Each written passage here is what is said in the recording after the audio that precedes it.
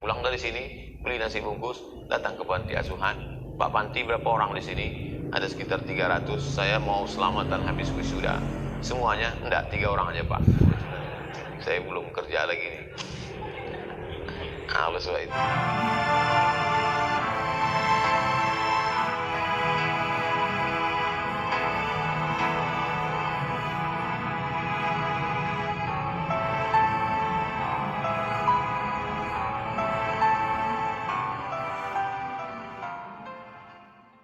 Menangkap kakap makan pakai mulut, susah nak bercakap kalau mulut masker menutup mulut.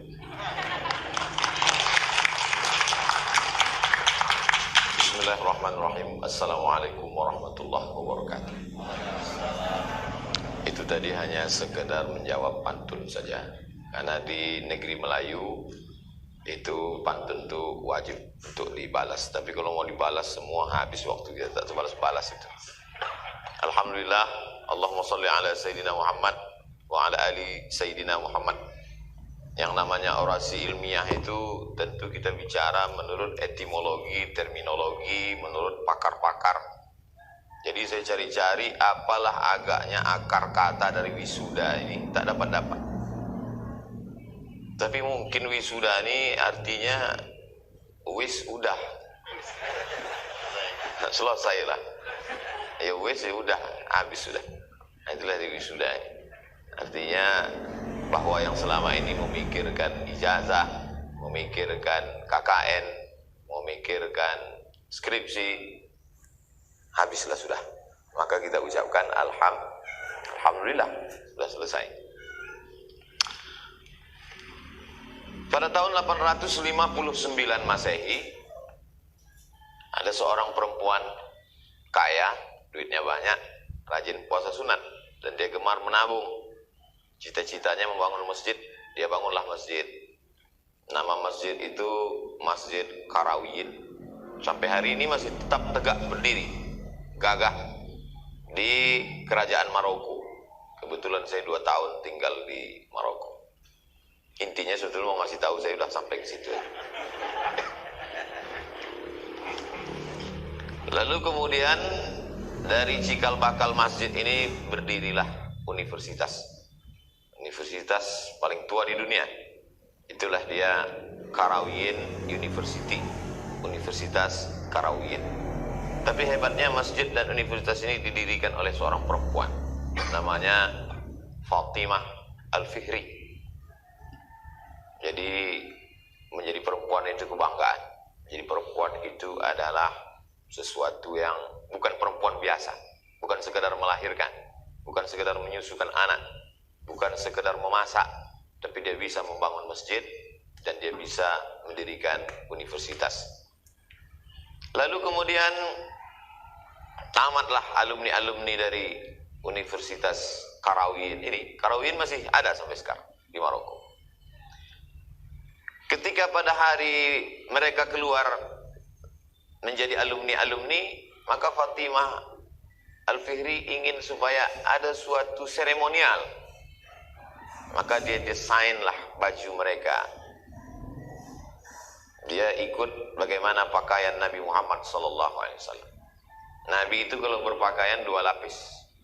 Yang di dalam berwarna putih namanya jubbah. Sedangkan yang di luar itu adalah kain besar menutup, namanya burdah. Dan kalau kita lihat pakaian senat, pakaian wisudawan, wisudawati, dua-dua itu ada di dalam, ada di luar. Dan pakaian para habaib juga begitu, ada jubah di dalam dan ada penutup di luar, namanya burdah. Lalu kemudian ditengkuk, dipakai lagi, orang kita menyebutnya sorban. Lalu kemudian pada bagian kepala untuk memisahkan antara ulama dengan orang yang baru belajar tadi, dia desain.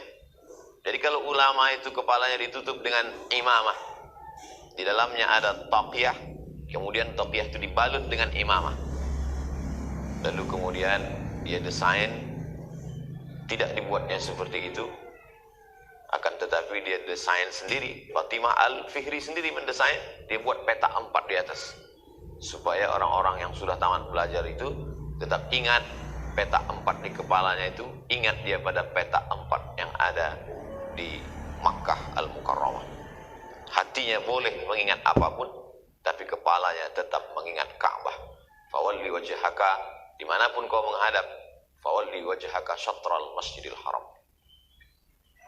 300 tahun setelah itu, melompatlah peradaban Islam dari Maroko ini, melewati Selat Gibraltar, Samudra Atlantik, sampailah ke Eropa, lalu kemudian berdirilah universitas. Pada abad ke-12, berdirilah Universitas Cambridge, Universitas Sorbonne Prancis, universitas. Itu dimulai pada abad ke-12. Artinya apa? 300 tahun Qarawiyyin, mereka datang belajar ke Qarawiyyin, melihat bagaimana membuat bangunan. Makanya arsitektur di Eropa itu banyak mengambil dari Maroko, Maghribi, tempat tenggelamnya matahari. Waktu itu umat Islam adalah umat yang luar biasa, kaya raya, punya kekuasaan. Maka orang biasanya selalu meniru orang yang kaya, meniru orang yang punya kekuasaan. Waktu itu muncul di Eropa namanya Mozarabic. Mozarabic adalah orang-orang Eropa yang mengikut tradisi orang Arab. Dari mulai arsitektur bangunan rumah, sampailah cara berpakaian. Akhirnya wisudawan dan wisudawati dari Cambridge, dari Oxford, dari Sorbonne, Cambridge, Oxford di Inggris, Sorbonne di Paris, Prancis, mereka pun mengikut cara berpakaian itu. Jadi berputar dia dari Maroko ke Eropa, lalu kemudian dibawa oleh Belanda ke Indonesia. Akhirnya universitas-universitas di Indonesia pun pada saat wisuda memakai pakaian itu. Begitulah perputaran peredaran peradaban. Lalu kenapa Ustaz tidak pakai itu? Saya orang Nusantara, jadi saya pakai batik aja. Jadi jangan kita lupa pada akar sejarah ini, karena ketika orang Islam sudah mampu menerjemahkan buku-buku Socrates, Aristoteles, Demokritos, Thales, ketika pada masa kekuasaan Abu Ja'far Al-Mansur abad kedua Hijrah, ketika umat Islam sudah bisa membaca buku Yunani dengan sebuah lembaga bernama Darul Hikmah, Dar rumah hikmah ilmu pengetahuan. Karena Abu Ja'far Al-Mansur ingin supaya semua buku-buku yang ada di Yunani terjemahkan ke dalam bahasa Arab. Maka dia susunlah sebuah tim yang terdiri daripada profesor-profesor supaya peradaban Islam ini maju. Akhirnya perpustakaan terbesar ada di tangan umat Islam. Buku-buku Yunani dari mulai kedokteran, dari mulai filsafat diterjemahkan ke dalam bahasa Arab. Itu yang ditiru oleh masyarakat maju sekarang. Kalau ada satu buku yang ditulis di Jakarta, langsung buku itu diterjemahkan, sudah ada di perpustakaan di Amerika.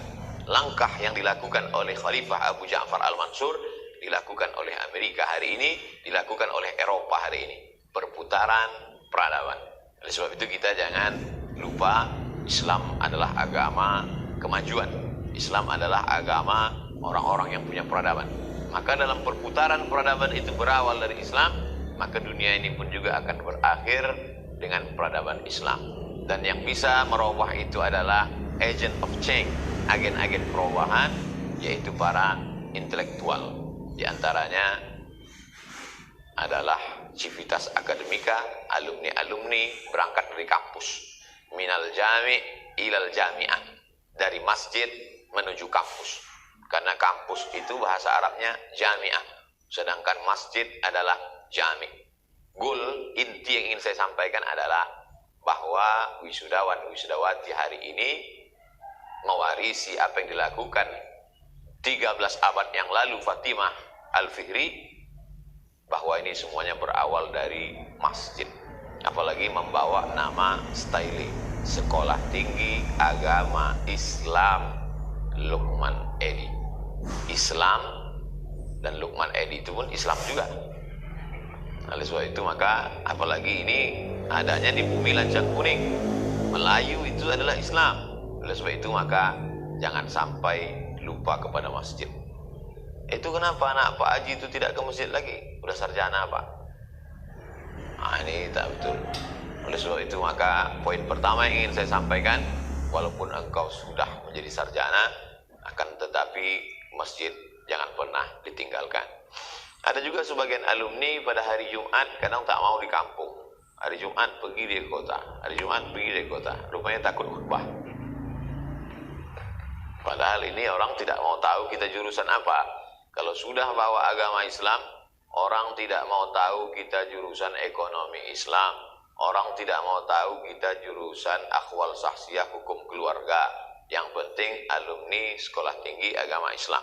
Itu juga yang dirasakan oleh mahasiswa-mahasiswa Pak Profesor Kurnial Ilahi, karena di sana ada jurusan Fekonsos, Fakultas Ekonomi dan Sosial. Yang satu lagi jurusan Fapertapet, Pertanian dan Peternakan.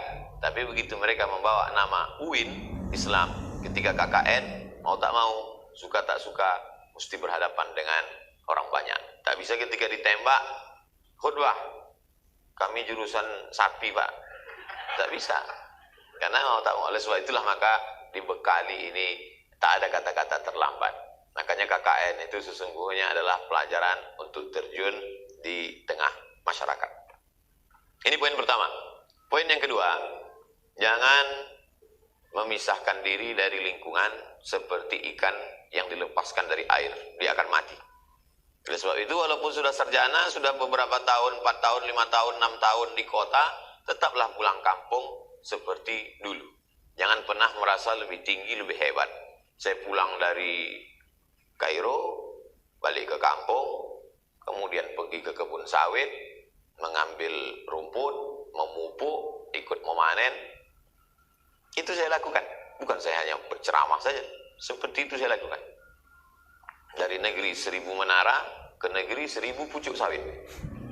Nah, jadi cuman kadang kita tahan, telinga mak ayah kita tak tahan. Apa kata almarhumah mak ni? Pergilah kau agak jauh, tak ke Jakarta, sampai baru pokak telinga kuda.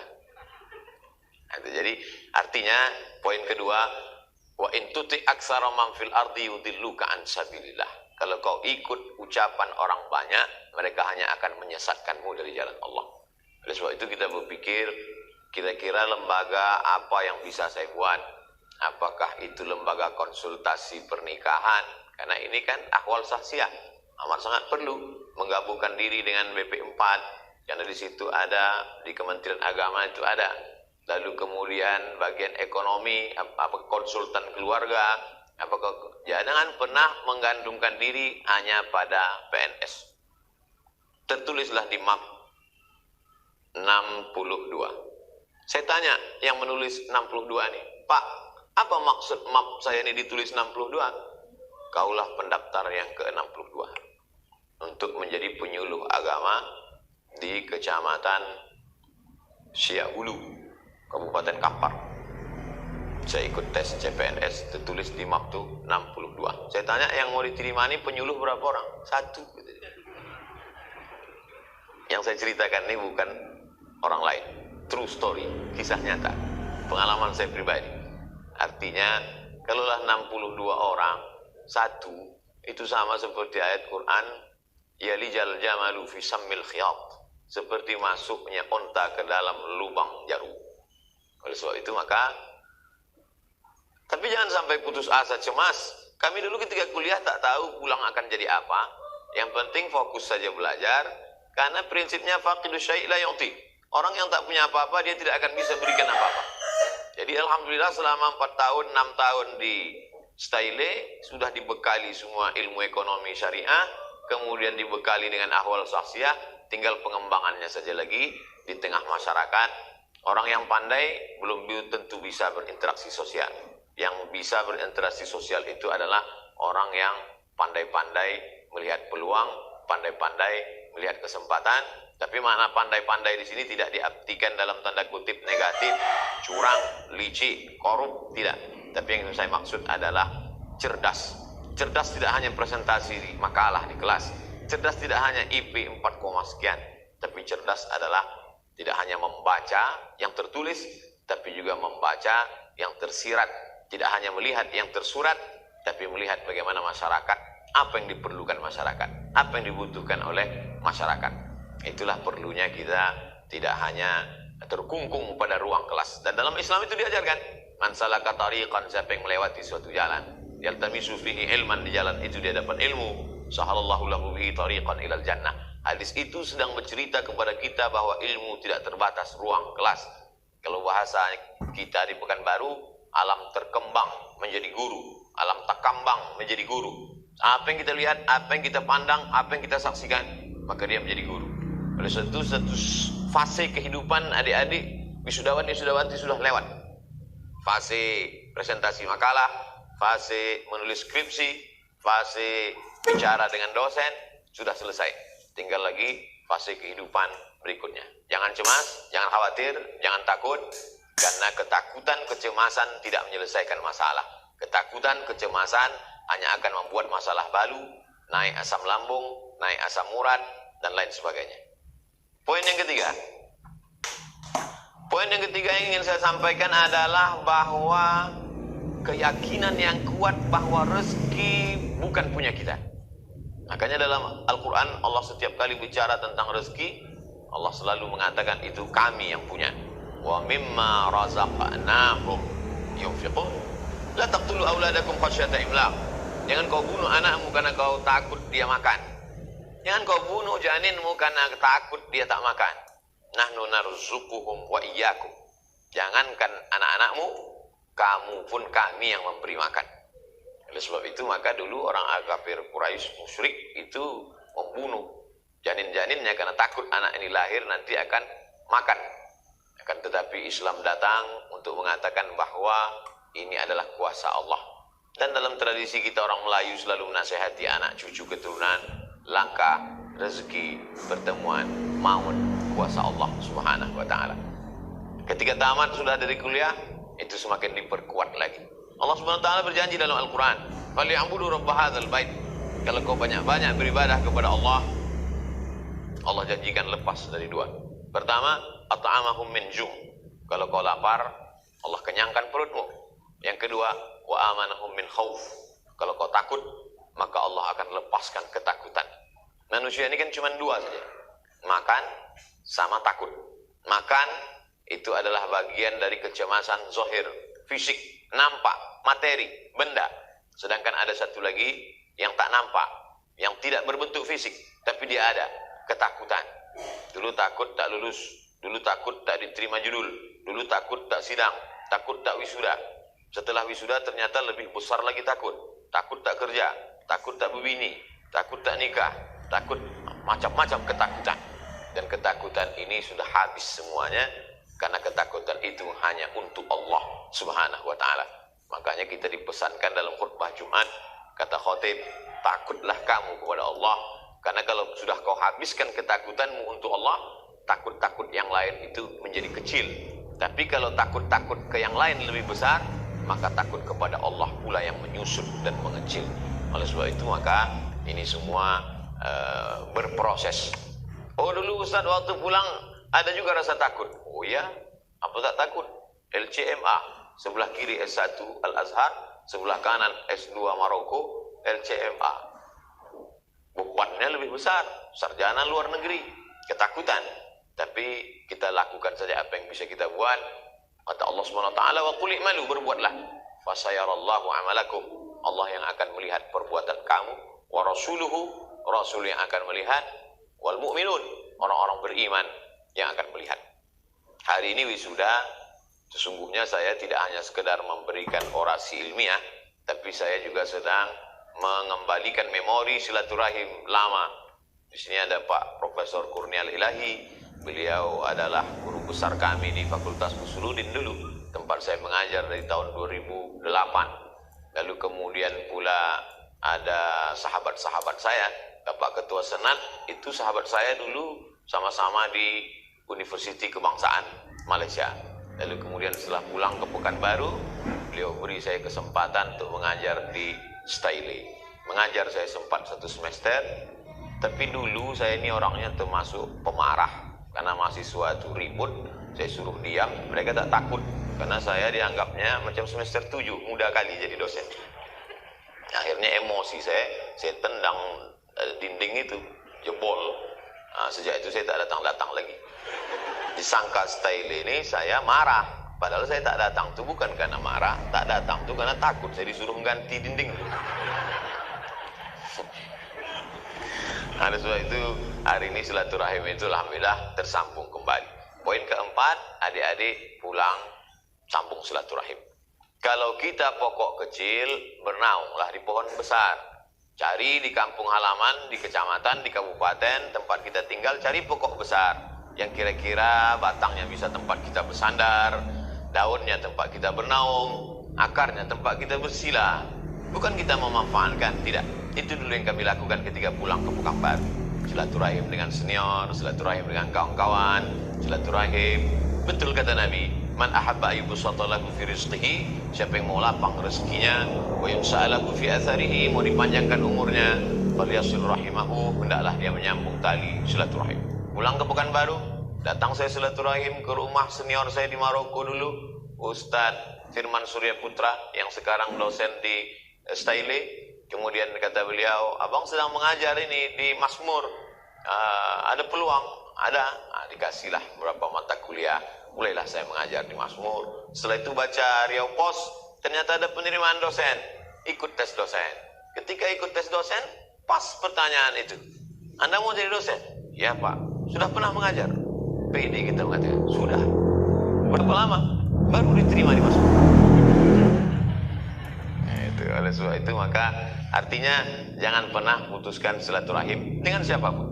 Jadi saya sampai hari ini pun setiap diundang ke hotel, ke masjid, ke lembaga pendidikan, itu saya niatkan selalu untuk menyambung silaturahim. Karena Nabi yang menjanjikan, yubsatalahu fi rizqihi, dilapangkan Allah rezekinya, wa yunsa'alahu fi atharihi, dipanjangkan Allah umurnya. Adapun pepatah orang Melayu itu selalu punya filosofi yang dalam. Saya selalu disampaikan orang tua-tua, kalau memang batu tenggelam, kalau memang kapas terapung, kata dia. Artinya apa? Kita ini dua kemungkinan. Kalau memang kita ini kapas, kalau memang kita ini sabut kelapa, maka terapung dia ke atas. Kalau memang dia batu, dia ke dalam. Tapi menjadi sabut kelapa, jangan bangga, walaupun di atas, menjadi batu pun belum tentu terhina, karena masing-masing ada peluangnya. Kalau memang engkau bukan batu cincin, jangan berkecil hati. Karena sambal belacan tak akan jadi kalau tak ada batu gilingan.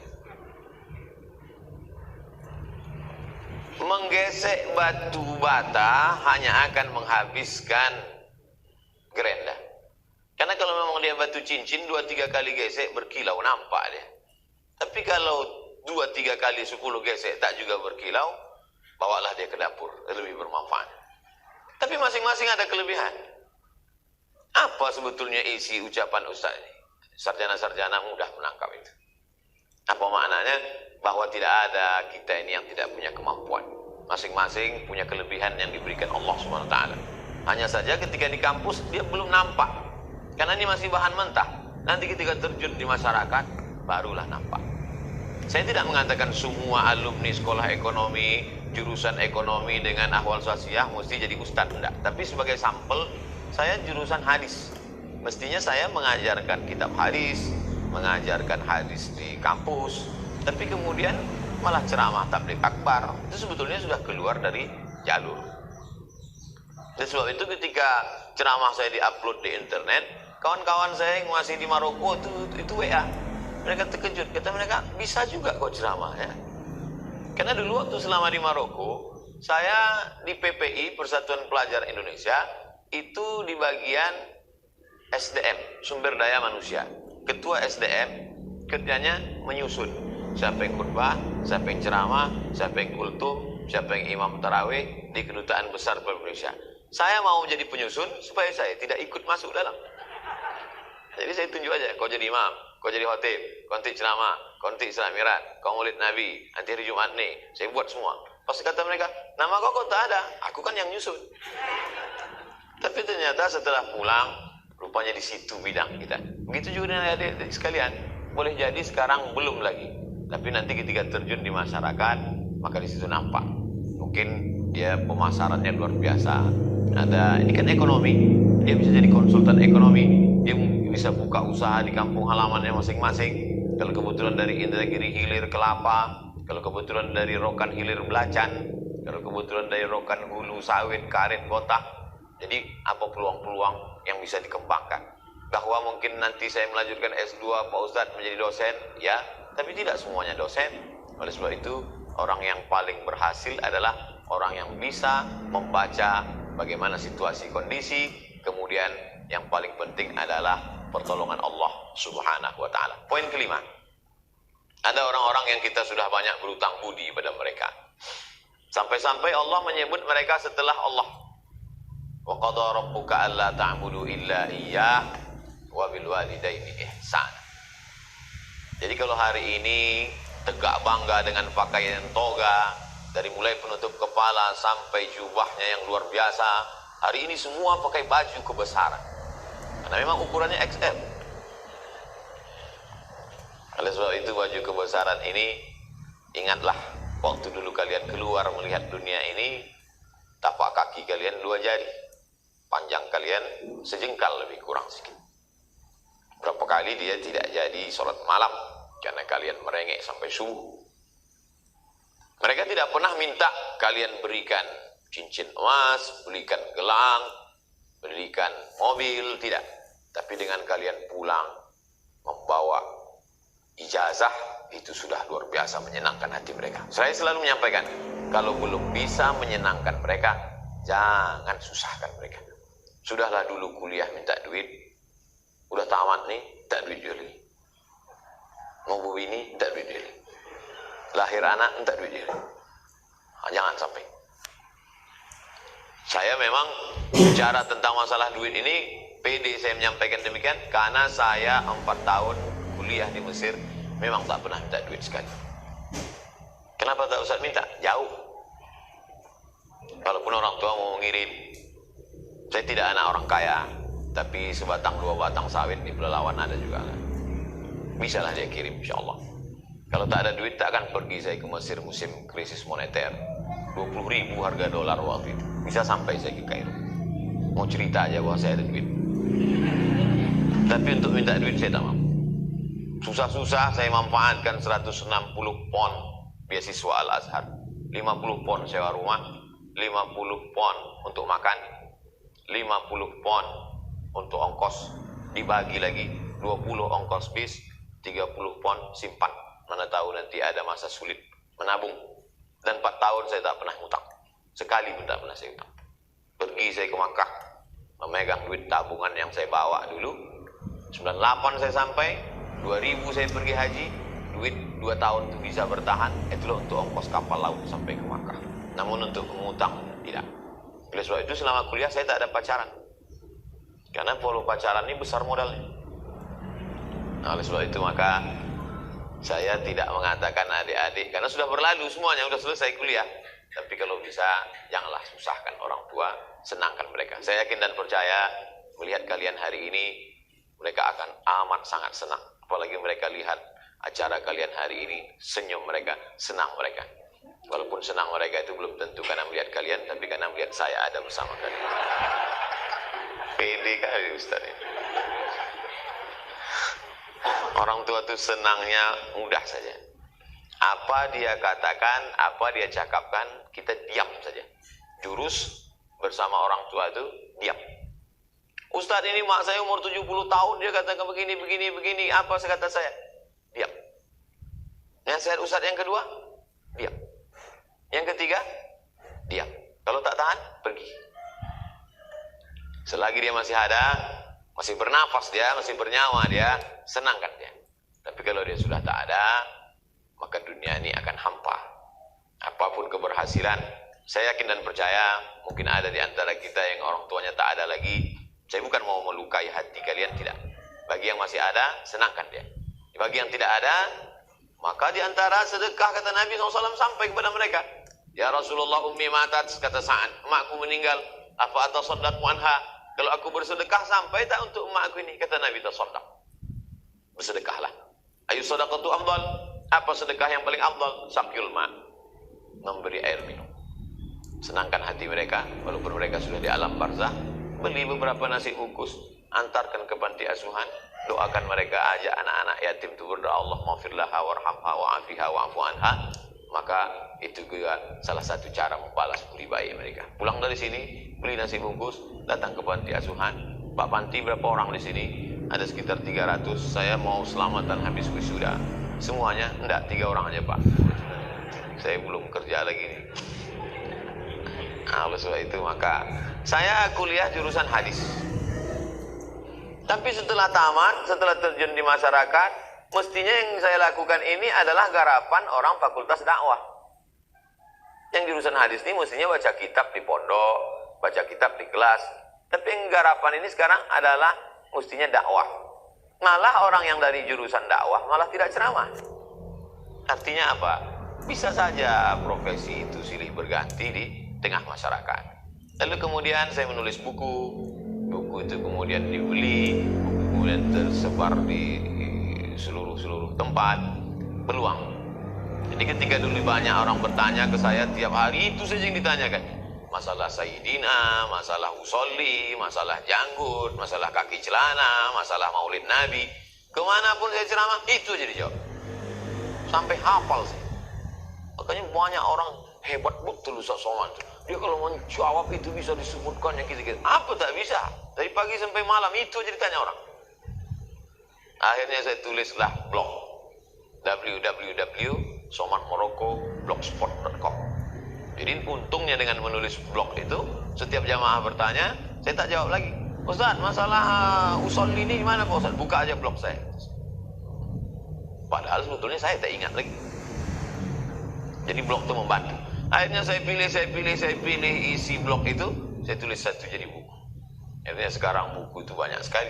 37 masalah populer, 99 tanya jawab sholat, 33 tanya jawab kurban, 30 fatwa seputar Ramadan, 66 tanya jawab umroh, 35 sakratul maut, Ustaz Anda bertanya, Ustaz Somad menjawab, dan buku lain. Ini motivasi buat adik-adik untuk menulis, sekaligus untuk iklan buku saya juga. Itu menulislah. Apa gunanya selama ini menulis makalah itu? Itu kan belajar untuk nulis buku sesuai dengan masing-masing. Spesialisasinya bidang apa? Ekonomi Islam. Tulis. Nanti kalau bukunya sudah siap, datang ke saya endorse. Saya posting ke Instagram saya. Masalah berapa persen untuk saya? Nanti kita bahas. Alhamdulillah sampai sekarang gratis. Semua posting-posting itu gratis. Ceramah saya ke Jambi, datang Bupati Tanjung Jabung Timur. Ustaz Somad, ada yang mau saya keluhkan ini. Apa itu Pak Bupati? Banyak janda-janda di kampung saya. Nanti takut saya. Apa kerja mereka Pak Bupati? Menjahit. Kain batik tak laku.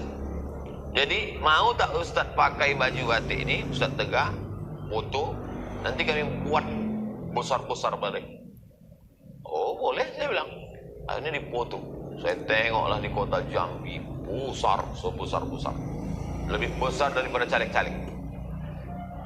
Saya tengok. Tak berapa lama setelah itu datang telepon.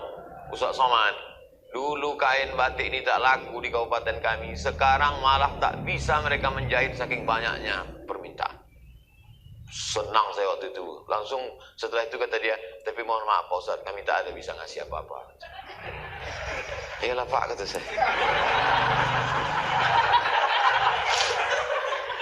Saya alhamdulillah untuk ekonomi umat ini, cobalah tengok.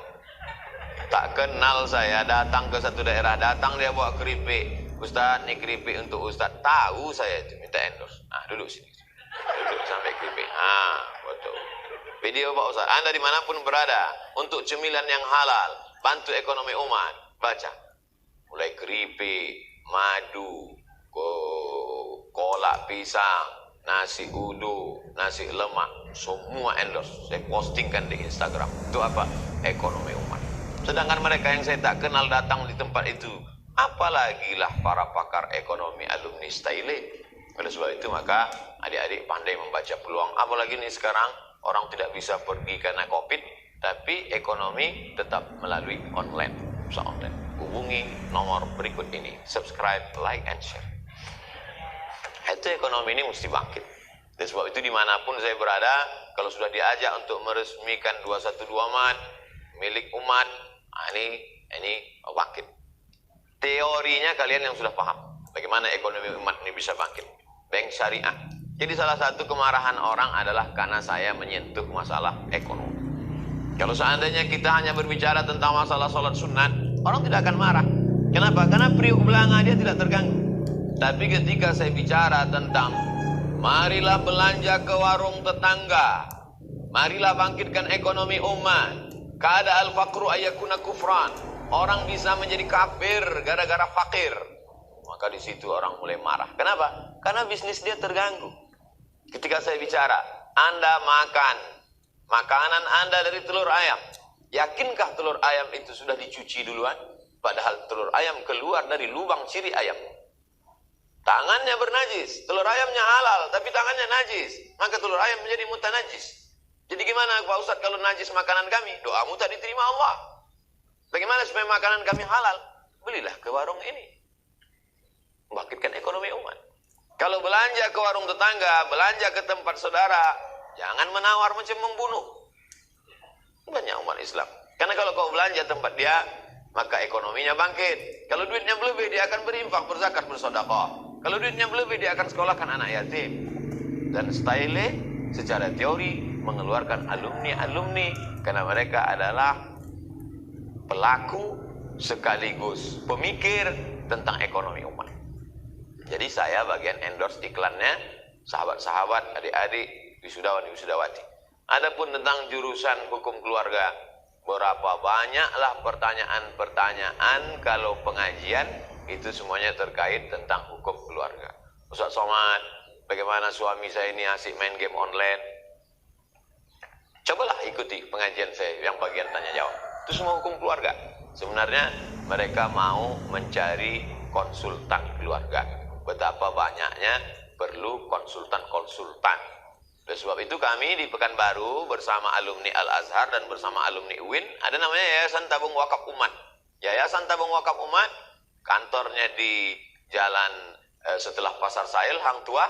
Itu kami buka konsultasi syariah, konsultasi fikih. Fikih dibagi lagi, fikih keluarga, fikih ekonomi, fikih ibadah. Ternyata banyak sekali orang ingin mencari konsultan. Dan adik-adik, alumni-alumni Sekolah Tinggi Agama Islam, Lukman Edi, itu belajar, memang spesialisasi dia di bidang itu. Sesungguhnya saya ketika menjawab masalah-masalah fikih, fikih ekonomi, fikih keluarga, itu bukan bidang saya. Karena saya mestinya hanya menjelaskan hadis sahih, hadis hasan, hadis dhaif, hadis mauquf, hadis mu'allaq, hadis mu'dhal, hadis munqati. Karena itu jurusan saya. Tapi mau tak mau, karena ketika jamaah bertanya, saya mesti jawab. Tapi tentu sesuai dengan yang saya tahu, yang saya baca. Pengajian dibuat, pulang ke kampung halaman, atau menetap di Pekanbaru, atau dimanapun. Kalau tinggal di Pekanbaru, atau merantau ke Jakarta, atau pergi ke Bandung, atau ke kota besar, itu yang berhasil hanya kalian sendiri saja. Simpel saja hidup.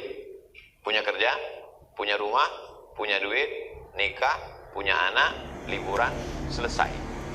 Kalaulah begitu misi hidup manusia, apa beda kita dengan orang tak beriman kepada Allah? Oleh sebab itu, mesti bermanfaat untuk orang banyak.